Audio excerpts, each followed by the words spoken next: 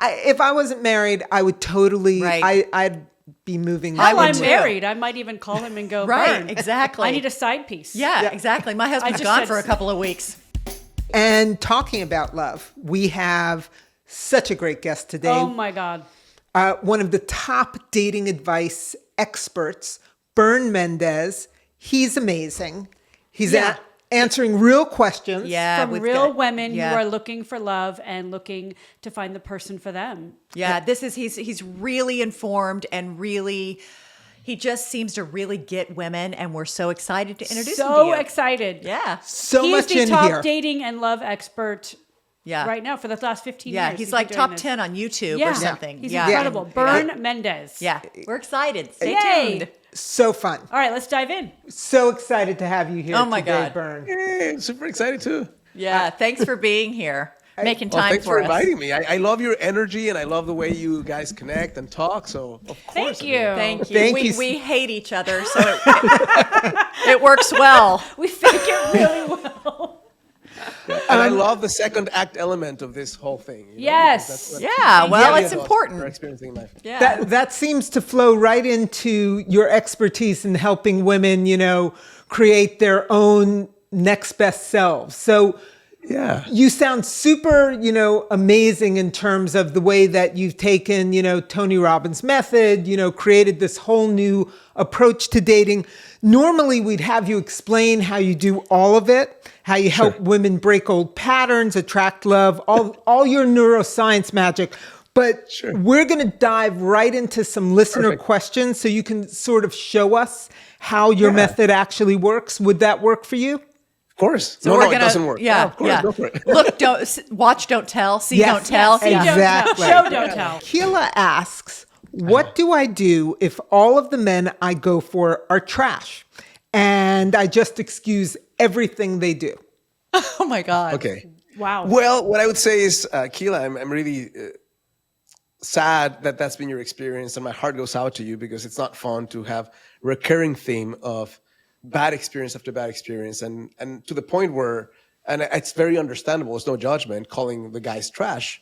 So what I would say is that there's something really powerful about being very precise in language, not because I want to be an English teacher. It's my second language, actually. I couldn't even do it if I wanted to. But because when you recognize that the human being and the pattern or the behavior are not the same thing, then you're more empowered to figure out what is the precise thing that's going on so that you can change it later. So for example, when you say guys are trash, that could be anything. But if you say, hey, the guys I connect with, the pattern I recognize is, well, the guys are emotionally available. That's one specific flavor of challenge. Right. Or the guys are incredibly sexualizing me at the beginning and I just give in. Or self-involved. Or maybe the guys Yeah. are stepping over my boundaries and I don't know how to set them in a way. But because when you start framing it this way, then you almost start figuring out the solution in the way you frame the question. So if the challenge is, guys seem to step into all over my boundaries, well, my thing would be, well, what are the boundaries you're setting right now? And what are the consequences for those boundaries? And how can we work on that versus the trashing? Because trashing men, I'm not sure what to do with, but the specific chess moves that are being played, we can learn new moves in chess. So it would be specificity is what you're saying is really important. specificity Yeah. so that Right. also you lower the intensity of what you're experiencing in that moment. Trash feels intense to you? I don't know. It's a little could be intense, fun. you know? But also, it gives us a chance to, that's the first piece of the puzzle. The second piece of the puzzle is, and I'm actually creating a video about this right now, is figuring out what are the survival mechanisms that you've unfortunately had to step into that have allowed for this type of behavior to take place. 'Cause Yeah. when you recognize that, Right. then you also recognize what's my kryptonite? Well, my kryptonite is guys who are tall and strong. Okay, cool. Let's be on the watch out for that. Or my kryptonite is someone who is telling me how beautiful I am and sending me lots of poems and pictures. Yeah. That Are they get- speaking directly to your love language? Yeah. Because if they are, you're screwed. You're screwed. And it's Yeah. very easy to get wooed by that because it feels really good to get that kind of praise. Well, And it doesn't just specifically feel if it's good, your it's- kryptonite. Yes, if it's your kryptonite. I mean, the studies that have been done, and this is not new. I mean, Helen Fisher did a lot with this, with people who are falling in love or in lust at the beginning of a relationship, Right. and people who are under the influence of cocaine, and it's the same thing Yeah. in your brain. Yeah. Yeah. So Absolutely. When you understand that, Yeah. you remove the shame from there's something wrong with me. No, that's how your nervous system's operating. Let's just figure out a way to self-soothe so that you don't have to go and be at the mercy of your nervous system. Right. Well, and that's such a big point, right? That it isn't destiny. You get to control it too. You part of what your, magic is that you get women to sort of recognize, you know what? I actually get to choose my future and who I'm choosing. It just doesn't happen to me. And so, you know what? Why don't you Can I ask a quick question on that topic? Yeah. When you're talking about the effects of cocaine, being similar to, and I'm not going into cocaine. Don't worry, I'm going in the other way. Okay. What I wanted to ask you, yes, have you done blow? It reminded me of Not my question. Not my question. That's her dating question. This is For her you. This is her intervention question. My but yes. question for you is, how often do you find here? Actually, I'll be more specific because it was something I wanted to ask you anyway. Sure. Okay, so how do you prevent yourself as a woman? How do you prevent yourself from having a year-long or years-long relationship that's based on that incredible first 2 weeks? Yeah. I've found in my past in relationships, after I break up with someone, I'm like, I just spent a year and a half with someone based on all the ideas and beliefs I had about them in the first, Right. honeymoon period month. Right. It's like I don't see clearly, or I keep hoping to get back to that. Is that common in your experience? It's very common. And the example I give, it's a funny example, but it's kind of like the analogy of what people do. They wake up one day and they realize they're eating tuna out of a can in a dark alley that they never realized how they got there. Yeah, right. And it was sushi in the beginning. Yeah. Trash bag in their head, So it happens day by day. So to answer your question, I think that the best way to do this is with a high degree, and it's really hard, and that's why sometimes outside perspective is helpful, of radical honesty about not just what's happening, but how you're feeling. That's the first step. The Checking second in step with yourself. Okay. a lot of self-soothing and a lot of regulating, because what happens when you connect with someone, and it's not just the first 2 weeks are maybe explosive, but what happens for many human beings who are sucked into one of those relationships that's explosive and like a Mexican soap opera, ups and downs and shouts and screams. And it's never boring. That's the thing. Your nervous system feels, hey, at least this is better than feeling dead inside. Yeah. Of course. It holds onto it. So part of it has to do with figuring out how to fill your own cup in ways that supersede or at least attempt to match the energy of the connection. The example I give is, imagine that you're on the desert and you've not been drinking water for a week and a half, and somebody comes and gives you a cold glass of water with dog poop. What do? You're going to drink it. If that's the only thing available, you're going to Good drink enough. it, right? You're going to ignore the dog poop and you're going to focus on the water because the dog poop is there. Yeah, that's the whole good enough theory. Yep. But if you have the glass of dog poop water and an Evian bottle of water, then you have a choice. So what happens when you're into that experience and that's all you're experiencing, if you don't have something else to give you that sense of light and dopamine rush that you're seeking, then you'll keep going back to that because it's that or death. Okay, so First. if I'm clear here, it's checking in with yourself, staying very conscious of your needs and whether or not they're being met, and filling your own cup. So making sure that you are your life is full, of course, which we all know. I think by now, once you're past 23, and so the combination of those two things keep you more clear throughout. Well, that and learning how to regulate your nervous system. Yeah, I see. Exactly. That's a big Because one. sometimes you are at the mercy of your stimulus response. I heard this beautiful phrase at some point this year, that freedom in life is the tiny space between stimulus and response.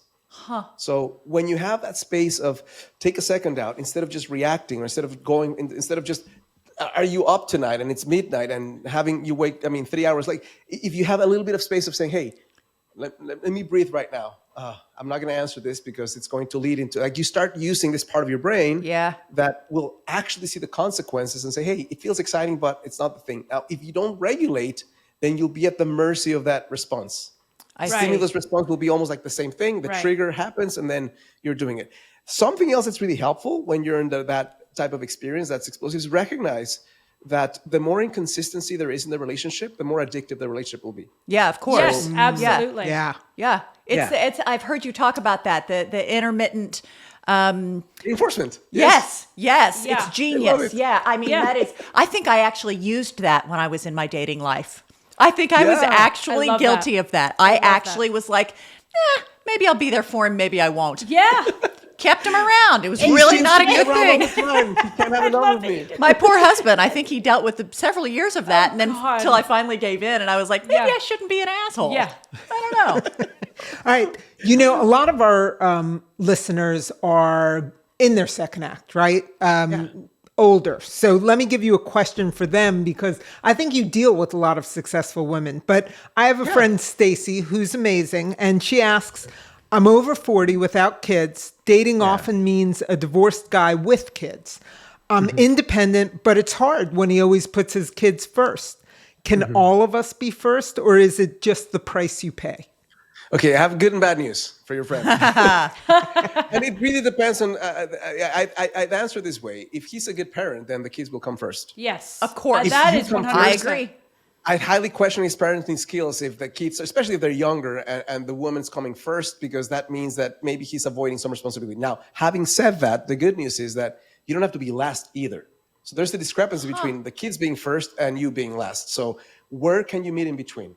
And also, what are some of the things that allow you as a human being, as a woman, to express what you're seeking from the beginning, to kind of gauge if that's even something that he's interested in. Now, that doesn't mean he's definitely going to do it, but it does give you a sense of what might even be possible from the perspective of wishes. Now, also important, so there's a few categories that to measure this situation, not just does he have kids or not, what kind of relationship does he have with his children? What kind of relationship does he have with his ex? Yeah. What's the split Yep, in that's this very telling. divorce decree talking about the split of time? What is that split?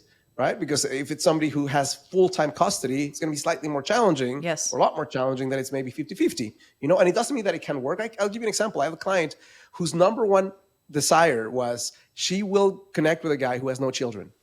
And she ended up with a guy with 5 children. And Of she course she did, He's right? probably a good guy. Of course. He's probably But the guy has the ability to prioritize relationships, not just children. Yeah. right. He also Right. knows what it's like to not be the center of his own universe. Exactly. Yeah. Yeah. Which is You have to lovely for connect with anyone. someone- Which is yes. Exactly. You have to connect with someone who wants relationship. And something else that's really important is to figure out for your friend or for anyone who's listening in that situation is what's the level of intimacy you're seeking.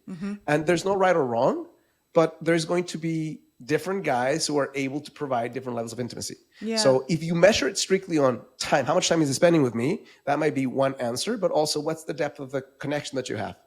And what's the level of conversation? And what are the plans you have for the future? Also, something that's challenging for someone like that is that, for example, I advise my women clients to not, because I only work with women, to not introduce children until maybe 6 months into dating. And the reason Yeah, for that is right. because you don't know if the guy's going to be there for the long haul or not. And Yeah. introducing somebody that's super shaky is Yeah. something not good for the kids, even if the kids Right. are a little older. Yeah. Right. So it's going to take a little longer. It is a risk, but also, as you guys were sharing courageously, that if the guy is a little bit less selfish because he's had to become more selfless, Yeah. that may not be a bad trait. It's Right. just where is he at in his life? How much stuff does he have going on? And does he have the capacity for a relationship or not? So I wouldn't treat every guy who has children equally. And I would say that you do want someone who's prioritizing children because they're children. Well, I would find it incredibly sexy if I were single and dating a guy that had kids. If his kids were his world, I would find that incredibly sexy. And I think that's very telling in the kind of man he will be towards you when you step into the other role of being part of that world. And that takes time. And I, and this gets to a question that I have. I know you probably have lots of questions, Libby. It's sort of twofold, but I'll ask the first part.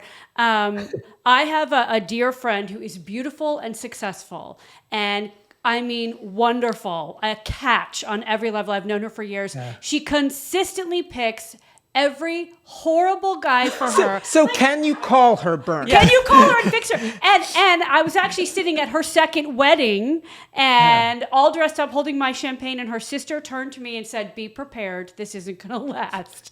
And I was at the wedding. That's so sad. It's very sad. How do you rewire women who consistently go for the guy that is a dead weight or terrible for them? Consistently. Terrible for them how? Let's be specific Terrible for for Bern. them how either they treat her horribly, Like selfish? selfish, Okay. ex-drug addict who Oh, clearly okay. was still Addict, using, yep. expecting her to pay for everything, and see. she does because So she needs to be needed. she needs to be needed, but she I've also... fixed her already, Bern. You did. Thanks for Done. being We here. don't need you. So I'm sorry, this is a very long-winded way of asking. How do you help women change that kind of What they're pattern? attracted to. What they're attracted to and what I they had to think do they're that. worth. I get it. Yeah, Yep. and who they think... I luckily didn't have that problem, to be honest with you, but Right. I have numerous girlfriends who do. And Okay. they're Me too. They don't feel like they're worthy of a guy that's worthy of them. Yeah. How do you change that? Well, I'll say this: it's has nothing to do with intelligence, and it has nothing to Right. do with beauty. Because I've had, Okay. after doing this for many, many years, I realized there's incredibly intelligent women at every level. I mean, I'm talking about women working in government, women who are scientists and doctors and triple PhDs who still face this challenge, and there's a lot of shaming experience that happens because the world unfairly puts even more weight on women than men for some reason. If you fail at 100%. relationships, then Yep. you failed in life. A guy, well, he has other things, going for him. So there's that. And there's also for all the thousands of hours of schooling that we've had throughout life, for business, geography, chemistry, and if you studied law or you're a doctor, then that biology and all those things too. But how many hours on conscious connection and attraction? Like very few people have taken even a single hour of conflict resolution for romantic relationships. Wow. So it's no wonder that human beings sometimes enter these relationships that are really painful because there's no real groundwork on which to stand. Maybe you experienced your parents having a very dysfunctional relationship, Yeah. or maybe you experienced that type of connection yourself. So something that so the first thing I do is when I talk to someone, I find out what's the level of trauma, because you were talking about right now is trauma, basically right now. What's the level of trauma? How much work has been done on that front? And if that's somebody who's more of a therapy type of client or somebody who's more of a coaching type of client. But let's say the person's a coaching type of client.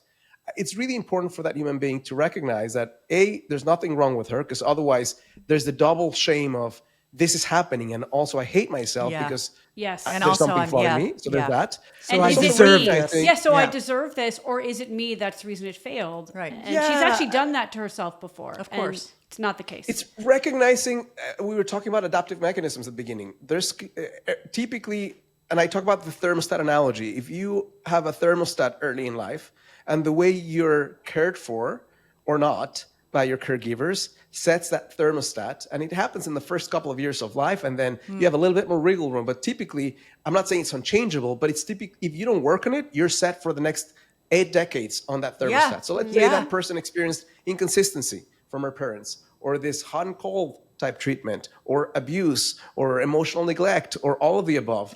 Then the temperature set maybe at 50 degrees Fahrenheit, which is very cold. And the person is looking now for Acapulco, 85 degrees. Right. But the thermostat still set at that. So that feels like home. A guy who's dismissive, abusive is not good, but it's in a weird way comfortable because that's what her nervous system knows. So on Exactly. that note, do you believe the theory that we attract, I was going to say marry, because typically this is the philosophy, but do you Yeah. believe that we attract either our mother or our father? Many times we do if we're not Yeah. conscious about it, for sure. Yeah. Like I've had clients who tell me, there's something so special about this man, some magic, some je ne sais quoi. Yeah. And it turns out to be mom or dad. Exactly. You know, Yeah. all over Yeah, again. yeah. It's fascinating. Yeah. I mean, is it's fascinating. even if you have done work. I mean, if the thermostat was set warm, then it's really okay that that's what you're attracted to, right? Yeah. But it's fascinating how often you see that someone is But to ends go up back with to the their answer mother or their father. I was sharing with you, when you experience that and you recognize, now we're able to identify the patterns, Yeah. and then we're able to really be honest about what's happening. Because sometimes if part of your adaptive mechanism is pushing down pain and not feeling it, and then we finally hold some room for that pain to come out. And for the first time, maybe in a decade, you're able to experience in your body somatically what this pain is causing you. Then you have a little bit more wiggle room to change it because there's more of a felt experience of the changes needed. But if you push that down all the time, then you're just Repeating reacting. patterns. Yes, repeating patterns. Okay, Yeah. so Bern, if we come to you and we say, you know what, we're not happy with the way, like, you know, our dating has been going. How do you get us going as your client? What's your first questions? What are you going to do to help me? Well, my first question, if you knock on the door and say, "Hey, I need some help," is like, hey, "Tell me what's going on." So tell me about your last relationship. You know, what happened there? And what I'm listening for is not just what happened, but the nervous system and how she's sharing what happened, and what are the blind spot in terms. If somebody says, "Well, all the guys I've dated are assholes," okay, cool. What's the second part to that? What's your share in it? How self-aware is that human being in terms of her contribution to it? You know. So I ask a few questions, and then I figure out what the person wants. And then I also sense, is this person asking for something that in my experience is going to be incredibly hard to pull off. Yeah, in which unrealistic. Case, I'm not saying she can't do it. I'm just not your guy to get you to the moon in 2 days, you know? Yeah. And then, and then figure out, okay, well, here's my approach. Here's what I'm seeing right now. That is not the symptom, because most people knock on the door with symptoms. Here's the truth of the challenge. When I reveal the challenge, I'm also seeing if that person is saying, that sounds true, or that's not the thing. Because if it's not the thing and that's my experience, then how can I help that person? If that person agrees that that's the challenge, then we have a plan. We can create a plan to solve not the minutia or the BS that's showing up as a symptom, but the truth. If somebody says, "Hey, I don't find anyone attractive," that's a symptom, not a problem. I attract unavailable guys. That's a symptom, not a problem. So what is the root cause? And then here's the plan to solve it. And here's what it's going to take. And do you want to do this? And then if the answer is yes, then we create a plan of action that's going to take a few months to implement.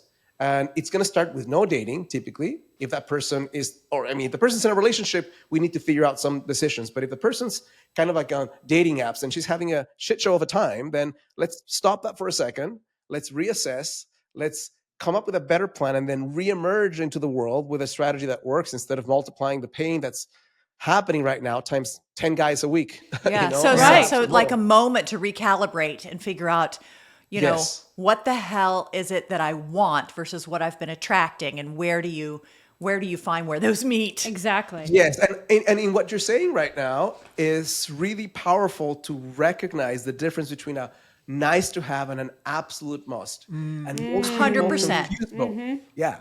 You know, I have a question for you about, well, two questions, but I'm gonna like let them get a word in too. Sure.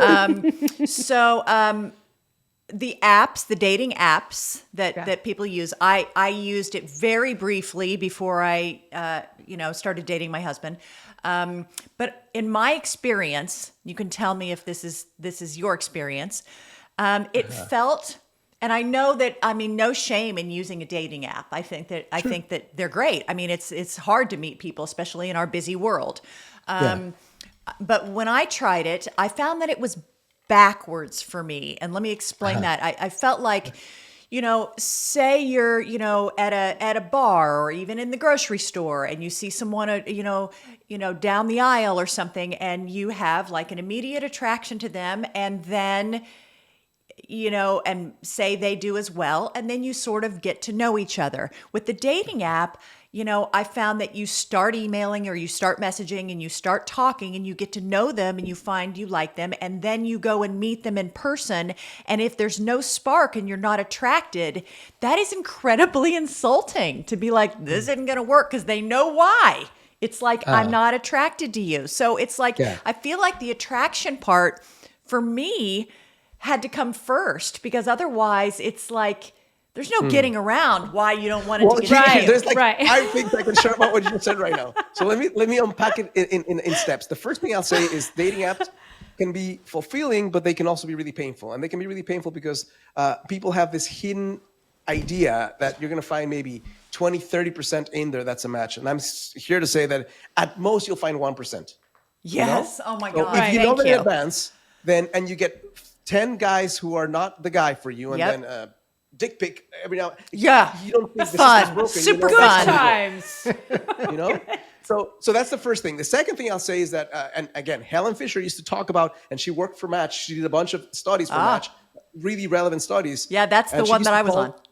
dating apps introduction apps. Because if you look at it as an introduction app, and then you do everything you need to do, like you connect on the app, and instead of really falling in love with the pen palship of the whole thing, Right. you get to meet the person as soon as possible within reason. That's really And what smart we know because that I is- think that I was scared to meet in person because I had never Right. done well, it you have before. a video call first. So you have a video call first Yeah, to make yeah. sure that and you'll see so much more on a video call than you will on a phone conversation. Totally. or on Body text. language, Yeah. voice, Yeah. everything. Everything. And now when I say that, you're not gauging to see if your heart explodes with No. passion when you meet them. You're just avoiding the hell no experience of going into a space Right. and the person looks 50 years different from their pictures. Yeah. And Yes. missing three We've been there. teeth and smells. You know? Yes, especially if you get like a black and white picture to start with. Oh, it's yeah, like you're that like- does not giving me enough Very artistic. information. I call bullshit on that, dude. That is Well, not this what you was look 20 like. years ago. Let's be fair.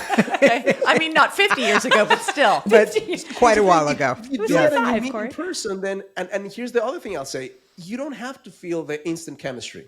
You can Right. feel chemistry growing through time. If you feel repulsion, that's one thing. But Well, if you no, don't feel right. that, That's never nurture- gonna happen, because sometimes the instant chemistry is this trauma bond, or is this type of reminds me of mom or dad type Yeah, of experience as well. Right. Oh, you it's take a little fucking longer for that to amazing grow, and then- terrible all at the same time. And that all feels really good, though. Like the drama great, of but it's going, terrible. And I think it's some women are so anxious to find that one that they will That gets put their that heart person- beating Yes, that fast they're like, and he could be the one, and you're like, are you actually seeing that he's not? Because it's okay that he's not. But that I do have a quick question. I know you have a question. Okay. You talk about, and this is getting back to like the rewiring of women to Sure. to find the actual real love and emotional connection that they deserve and that will actually sustain in a relationship that's wonderful. And I love the habits that you talk about, and the one specifically that I love the most that I think pertains to all women, not just older but everywhere, is, you know, it's okay to be in your own weirdness and quirkiness. Don't make yourself vanilla. But that's Yeah. very Yeah. easy to say when women, as you earlier had said, we face a lot more challenges than men do. sure. If you're too thin, you're something. If you're too heavy, you're something. If you're too powerful, you're intimidating. We all have to look 25, no matter how old we are. So Good thing is you do. I totally do. Don't look too You close. all do. That's Don't right. we? Don't we? I don't. Yeah. It's all smoke and mirrors and neck tape. Here's a neck Smoke tape. and mirrors and neck tape. That's the new podcast. your we're doing. autobiography. That's it, the Jill Shea story. But talk a little bit about how you help women step into really being themselves. So when they do meet that person, it is the person for them and authentically for them. Are there habits or things that they should be doing? That's part of that recalibrating, I would think. Yeah. That's part of taking yourself out of the dating space for a little bit before Yeah. you can go back into it. And I'll say this because I think there's a lot of talk about you can be extreme about it in a way that's not healthy, in the sense that you don't have to be perfect to go back into the dating pool. You don't have to fall in love with your life at a level that is explosive either. You just have to like yourself a little bit more and feel like there's something in your life that, irrespective of men, creates a sense of fulfillment and joy, not just intellectually, but emotionally. So whatever it takes, each client is different. So there's things that fit some people and not others, but I'd say movement is the first thing. Right. The first thing that goes when you're going through this type of challenge is you get a little bit more into your own space, your own bubble, and then movement disappears. So I'd start with early as possible in the morning, getting the sun into your eyes, Yeah. and moving Yep. outside in nature, and having a completely different day than if you just look at the news and then go into the shower and then start the grind again. So Right. doing things that take you out of the mundane experience that is blah and meh for most humans, even though it's beautiful in its own way. How can we create spaces where you connect to art, to poetry, to music, to dance, to movement in a way, or inspiration or connection with Something friends, that things gets you really flowing. fill you up. Yeah. And that make you fills feel your alive. soul irrespective of anybody else in the room. Right. Yeah. That's just Yes. yours. That makes Yeah. yeah.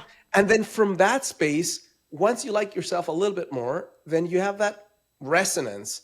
And then you're seeking someone who's going to add to that. Because if you don't take the time to do it, then anything that comes a little bit more than 1 degree is a match. It's going to be, it's the light. you know? Right. Yeah. But Yeah. it's like the glass example of the poop. It's if your energy and your vibe is up, if you're feeling more meaning in your life, if you're Yeah. feeling more connected with yourself, Just if value. you're You have feeling value in your life. Yeah. Exactly. Exactly. Then you stand a better chance of being far more attractive without uttering a word.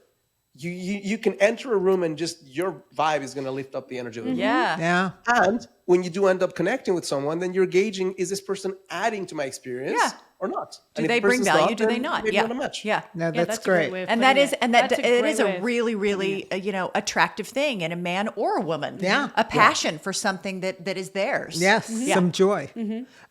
So I have a question. A lot of women who are getting divorced, for whatever reason, going back into the dating pool. Yes. Is the third date rule still a thing, Bern? Or does I was going to ask that too. This is great. Were you really? Yes. Wow. does Or does first the date first date sex mean you're a whore? like wreck your chances at love, or as Jill says, you're a whore? I'm kidding. Yeah. I'm kidding. That'll be edited out. No, here's what I think, and this is my view, and because your nervous system is making decisions sometimes before you do, and because there's going to be a whirlwind of emotional and chemical experiences you have when you have sex with someone, regardless of how disconnected you think you are, and it's just sex. It's never just sex, unless you're a psychopath, you know. Yeah. So if you connect with someone that way, then your blinding agent is going to increase significantly. So it's the same thing as playing Russian roulette.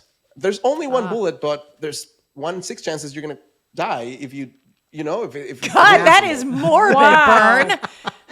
so what I think is my recommendation is not based on the first, second, third date. Is when you know someone, when there's a friendship, when there's compatibility, when there's exclusivity, that's a space where sex is still risky, but it's less risky. Okay, so let me ask you this. What is yeah. the percentage, in your opinion, of a relationship that can work out if you sleep together on the first date?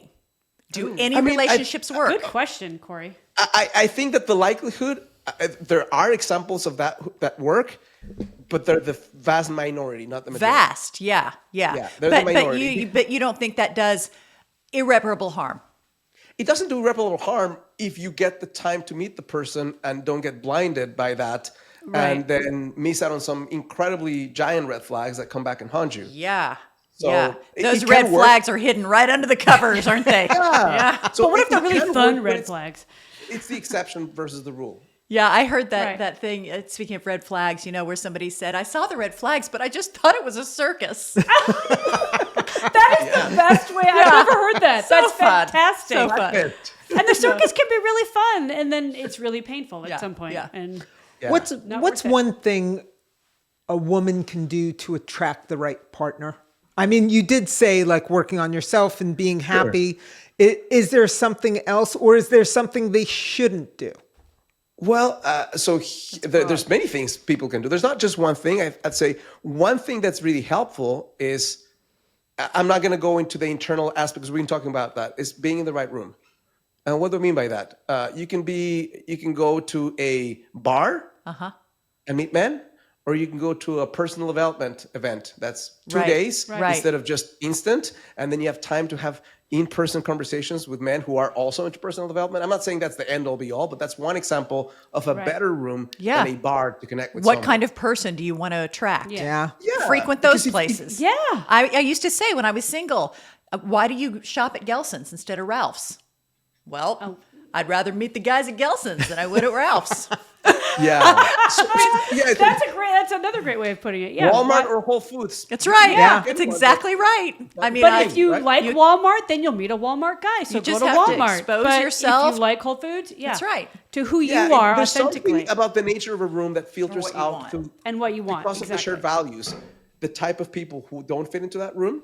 So because it's, if you're a woman in midlife and you have a college degree and you have a median income or above, which is a lot of women these days, Yeah. then I'm doing some research, and the first of 30 statistics that's challenging for women is you have in the US and multiple countries around the world, you have 10 women and 6 men.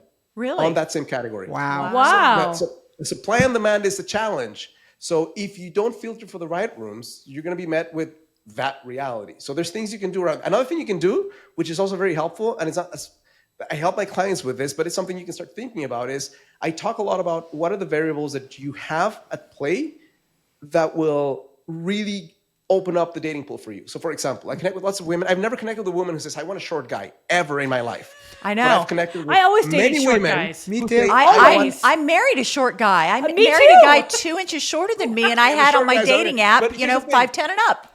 But I connect with women who say, hey, I only date tall guys. And let's say that your category is tall guys and 6'2" is your category. That's the first wish. And in the first wish, you eliminate 93% of men in America. Yeah. And you have 30 more wishes. Ridiculous. So you mathematically exit yourself out of the dating pool by not questioning, because that's something that is not, and people say it's necessary. It's not necessary. It's not important. Measured to be necessary. Yeah. But you can tell yourself that it is, right? So what are the variables you have at play that can be tweaked so that you don't exit yourself out of compatibility with human beings who could be great partners? Yeah. So if you look at those categories, figuring out the secret list, because I ask women all the time, what do you want? Kind, compassionate, intelligent, giving, and then the secret list, super tall and this Hot. dollars in the bank account. Like, You get one. I want abs. You get one. you get one from that secret list. And if a guy's too attractive, that means he spends more time on his appearance than I do, and there's a little bit of vanity that's not attractive. Huh? Although, I mean, I don't know. She trained herself to feel this way, which is amazing. And she always did. I've known Jill for 20 something years. She's always had a very good picker in terms I of have. guys I that do give myself that she credit. would go date. Like I had all these, female friends that would choose the worst people, and you'd see it again and again, but never Jill. I mean, Jill knew. And so can you train yourself to be a Jill? I guess like, so. I knew can I you wanted make yourself stop saying, I need a guy 6'2" and up? Because you course. do, you like convince yourself, and you make yourself unhappy. Can you Speak for stop? yourself. What do you mean You. You specifically. Specifically. She's so full of shit. But you There's, also Go have ahead. to. I'm so sorry. I just remember getting back to what I looked for in a guy. It wasn't, oh my God, he tells me I'm beautiful. It's, is he listening? Is he funny? Does he call when he says he's going to? Because I will Dependable. not. I Dependable. knew I didn't want someone who was going to let me down. That's just not Or tolerable. full of shit. Yeah. Or full of shit. Both. Yeah. So how? So what's the question for Bern? Yeah. What's the question? Can you train yourself out of these ridiculous, needs to be, funny, whatever, and let go of the bullshit? The answer is yes, and depending upon how ingrained it is, how easy or hard it is. I mean, the great, there's a great, well, he's a therapist, but he's also a writer. I forgot his name right now, but I'll think of him in a second. Okay. But he talks about the skills that are needed to create a fulfilling relationship are not different from learning a new language. And it's important to know this, because if you think it's going to be something like, I listened to a couple of podcasts and now I've trained myself, well, you're in for a big disappointment. If you know because if you've ever tried to learn a language, it's hard. So here's the thing. Can you learn a language from a book?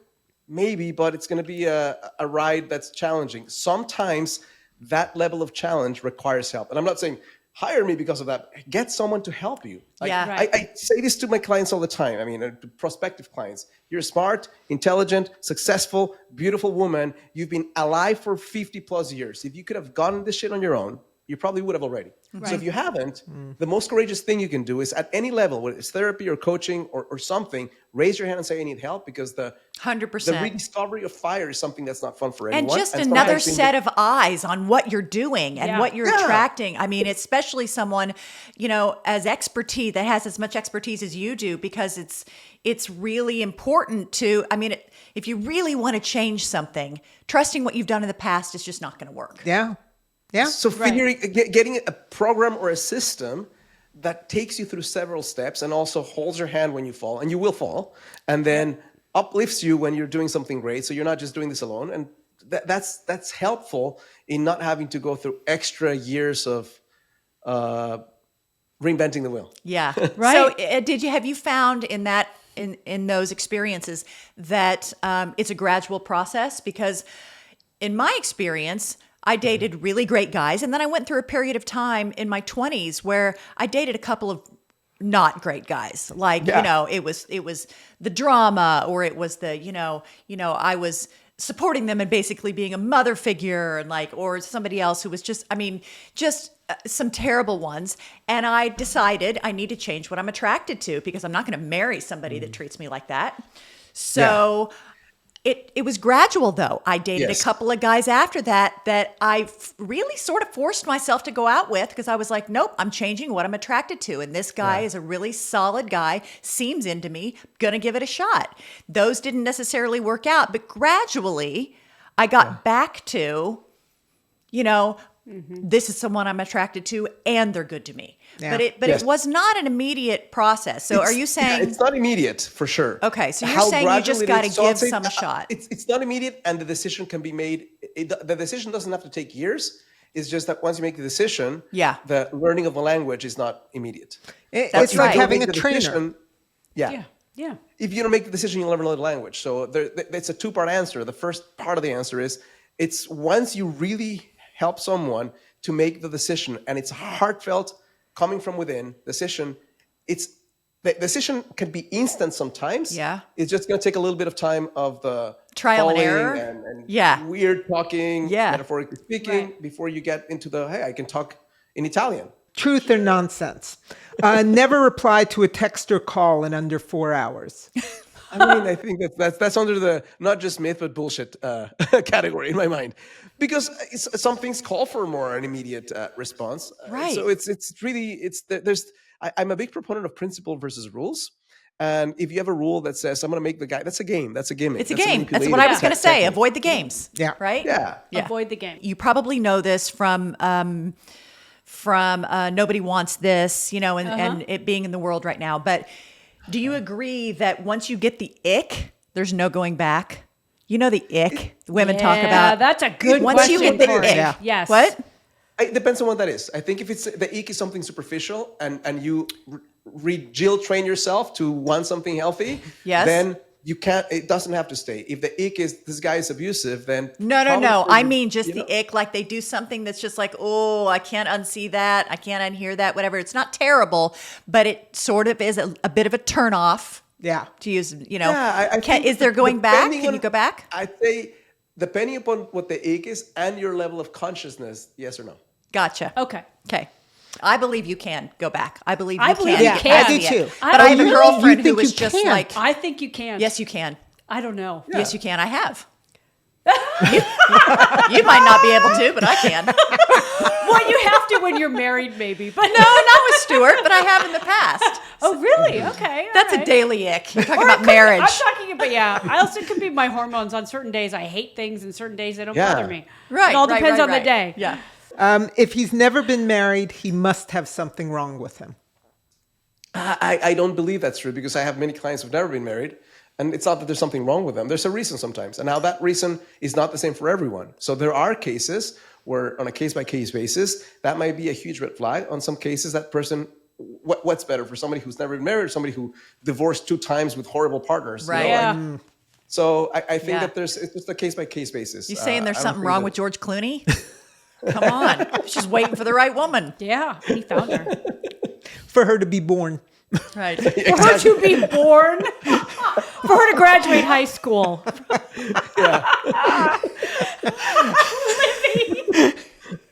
Okay. A great relationship, and we're obviously the proof of this. A great relationship should be effortless and require no work. Oh, fuck Yeah, off. that's not That's true. bullshit. Yeah, it's complete bullshit. At the same time, a relationship also shouldn't be pulling teeth every single day. There's a difference between Right. something that's naturally challenging and something that's goes onto the other side of things. And there's too many people that I've connected with who have this thing of let's make it work.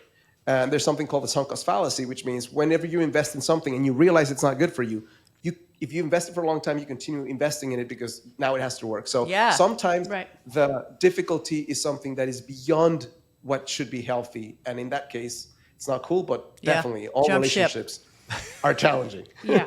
Yeah, of course they are. Yeah. What makes your dating expertise so different? I mean, there's a few things. First of all, I think it comes from a place of heartfelt experience. This is something I do because I love doing it. This is not just something that I let's figure out a way to make some quick cash. I love what I do. I've been doing it for a long, long time, which I've been able to see lots of trends in the time I've been there.